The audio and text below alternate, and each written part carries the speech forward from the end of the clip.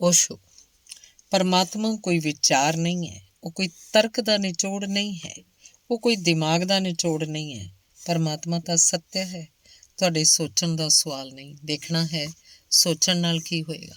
ਸੋਚਣ ਨਾਲ ਤਾਂ ਭਟਕ ਜਾਓਗੀ। ਅੱਖ ਖੋਲ੍ਹਣੀ ਹੈ ਅਤੇ ਜੇਕਰ ਅੱਖਾਂ ਵਿਚਾਰਾਂ ਨਾਲ ਭਰੀਆਂ ਹਨ ਤਾਂ ਤੁਹਾਡੀਆਂ ਅੱਖਾਂ ਅੰਨੀਆਂ ਰਹਿਣਗੀਆਂ। ਅੱਖ ਨਿਰਵਿਚਾਰ ਚਾਹੀਦੀ ਹੈ ਤਾਂ ਹੀ ਦਰਸ਼ਨ ਨਸੀਬ ਹੁੰਦਾ ਹੈ।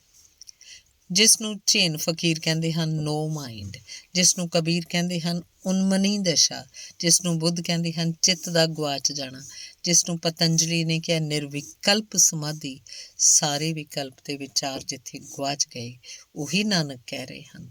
ਸੋਚ ਸੋਚ ਕੇ ਵੀ ਅਸੀਂ ਉਹਨੂੰ ਸੋਚ ਨਹੀਂ ਸਕਦੇ, ਜਦ ਕਿ ਅਸੀਂ ਲੱਖਾਂ ਵਾਰ ਵੀ ਸੋਚਦੇ ਰਹੀਏ।